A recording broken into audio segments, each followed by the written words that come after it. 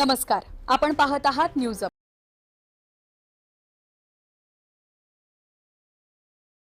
अहिल्यानगरचे ज्येष्ठ पत्रकार सुशील थोरात यांच्यावरती जो काय काल हल्ला केलेला आहे त्याचा प्रथमतः निषेध करतो।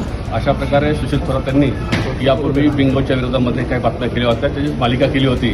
त्या अनुषंगाने राग धरून काल ज्या मुलासोबत ते बाहेर गेले असता त्यांच्यावर अचानक हल्ला केलेला आहे, त्यातून ते दखन आलेलं आहे। त्यांच्यावरती खाजगी रुग्णालयात उपचार सुरू आहेत। त्याचं निवेदन देण्यासाठी आम्ही पोलिसांकडे आलो होतो। त्या आरोपींची पार्श्वभूमी पाहता ते सराईत गुन्हेगार आहे असं समजलेलं आहे। आपण पोलिसांना हीच विनंती केलेली आहे की यांच्यावरती जे काय सुशील थोरात यांचे एफ.आय.आर. घेऊन त्याचे जबाब घेऊन त्यांच्यावरती मोकांतर कारवाई करावी। तर येणाऱ्या काळामध्ये इतर लोक जे आहेत पत्रकार त्यांच्यावर हल्ला होण्याची शक्यता नाकारता येत नाही। त्यामुळे वेळेच पोलिसांनी कारवाई करावी आणि जे काही सराईत गुन्हेगार आहेत त्यांच्यावर मोकांतर सुद्धा हे प्रस्ताव पाठवा आणि त्याचा प्रेस क्लब भरून आम्ही सोबत पाठपुरावा करू। जे पत्रकार सुशील थोरात यांच्यावरती काल शुक्रवारी सायंकाळी सावेडीमध्ये जीवघेणा हल्ला झाला।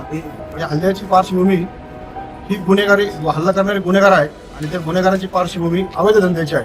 त्या अवैध धंद्याची बातमी सुशील थोरात यांनी एकदा पाठीमागे प्रसिद्ध केली होती आणि त्याचा राग या हल्लेखोराच्या मनामध्ये होता।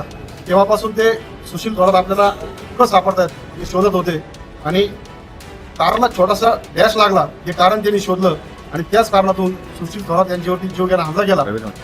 मध्यस्थी जर सोडासोडी करायला आले नसते कदाचित सुशील थोरातचा जीवही गेला असता। मात्र सुदैवानं सुशील थोरात या हल्ल्यातून बचावले।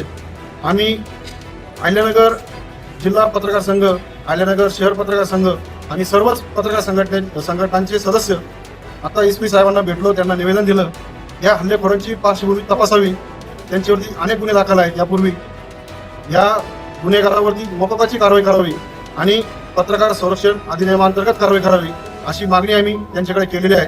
हल्लेखोरांना तत्काळ अटक करावी आणि हल्लेखोर जोपर्यंत अटक होत नाही तोपर्यंत सुशील थोरात यांना पोलीस संरक्षण देण्यात यावं।